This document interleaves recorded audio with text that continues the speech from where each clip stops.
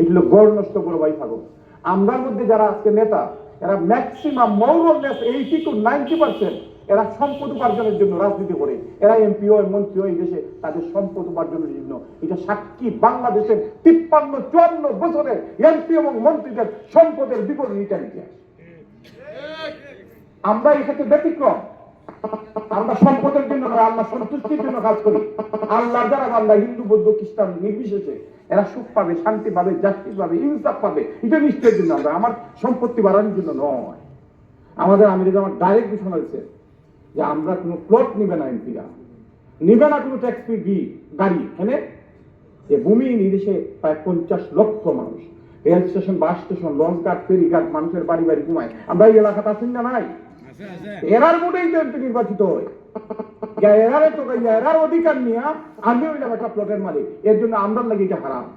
আমাদের আমেরিকার ঘোষণা করছে আমরা কোনো প্লটের কাছে যাব না। সমাজ ভাইরা আমার এবং ভাই এবং বোনেরা যারা শুনছে, আমার অনুরোধ, আমি আমার অবস্থান থেকে আমি সর্বোচ্চ অবস্থানে আমি চেষ্টাটা করতেছি, পরিশ্রম দিতেছি। কি দিতেছি? আই থিঙ্ক দ্যাট আমি একটা পোস্ট বক্স, একটা ইমেইল বক্স, একটা জিমেইল বক্স, যেটাতে পোস্ট করা যায় মানুষের প্রবলেম, এইটা আমি সলভ করার জন্য মানুষের দাঁড়ে দাঁড়িয়ে আমার সেবাটা নিয়ে যাব। আপনার অনেক সমস্যা আছে, মাঝে মধ্যে আমাদের বিভিন্ন জায়গা থেকে পারিবারিক সমস্যা নিয়েও ফোন দেয়। আমি রাগ করি না, বিকজ আমার সাথে যারা বারো ভাইয়ারা আসুন, দেখুন খালি ফোন ফোন ফোন, এখন কত ফোন যাইয়া জমছে আমার জিজ্ঞেস, আপনি তো দৌড়ুন সামনে ভাই। তা আমি আর কই যে দেখুন কা, আমি একটা অফার দিলাম, একটা দোকান করলাম, কাস্টমারের বীর জ্বললাম, আমি যদি বিরক্ত ওই করে এই অফার দেওয়ার কোনো মানে আছে? তা আমি জনসেবাত নামলাম, আমার কাছে তো মানুষের ফোন দিব বিভিন্ন ভাবে, এটা যদি আমি রাগ করি হবে না।